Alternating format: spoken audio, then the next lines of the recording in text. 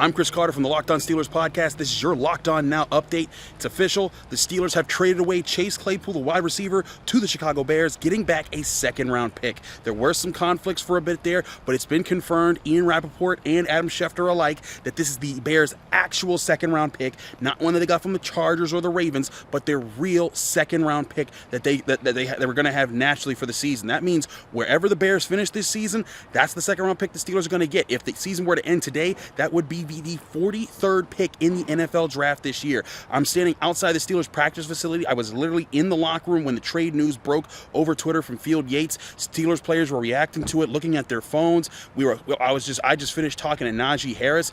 It was a crazy situation, and right now the Steelers showing, hey, we're going to sell, we're going to get rid of a wide receiver here, and we're going to load up on picks for the next year, and that gives them what most likely will be an early day 2 pick that they can use to rebuild this offense. There were some people out there that felt the Steelers needed to buy. They needed to add talent to their team right now, especially with their offense being one of the worst in the NFL. But they say, you know what, Chase Claypool, he's only going to have one more year on the roster. If they can get a second-round pick for him, they're going to use that to rebuild the offense. That can rebuild any part of the team. That could be an offensive lineman. That can be a defensive lineman, a cornerback, a lot of positions that would be very valuable to the Steelers on an early day 2 pick, presumably if the Bears stay around the area of the NFL where they're at. They're 3-5 right now and 3rd in the NFC North.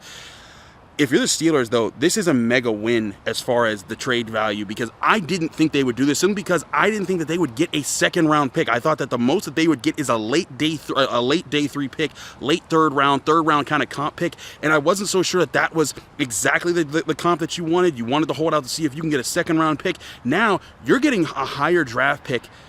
Presumably, again, if the Bears finish where in the NFL where they're at right now, you're getting a higher second-round pick than the second-round pick that you actually used to get Chase Claypool. Because remember, that was the 2020 NFL draft. That was at the 2019 season. The Steelers were on the verge of making the playoffs back then. This is a really big opportunity for the Steelers to continue building what they're trying to do in the rebuild around Kenny Pickett, Najee Harris, Pat Freiermuth, Deontay Johnson, and George Pickens. This also probably means George Pickens is going to get a lot more opportunities to be a playmaker in this offense. The Steelers, they had a lot of talent that they spread it around their offense. They weren't able to really focus on any one of them, and I think that contributed to the lack of continuity that you've seen in the offense. Now, your top 2 targets at wide receiver are Deontay Johnson, George Pickens. No ifs, ands, or buts. You still have Pat Freiermuth who can go over the middle. You still got Najee Harris. And again, you're getting a second-round pick that next year, if you go offensive line in the first round, you can still go get a cornerback in the second round. If you go get a defender in the first round, you can still go get an offensive lineman in the second round and then still have your own second-round pick. It's a really big opportunity for the Steelers. Again, I was shocked that they got this kind of compensation. I thought at the best this was going to be the Bears, the pick that the Bears got from the Ravens, which would be a late second-round pick, presumably if the Ravens continue to win at the rate that they're on.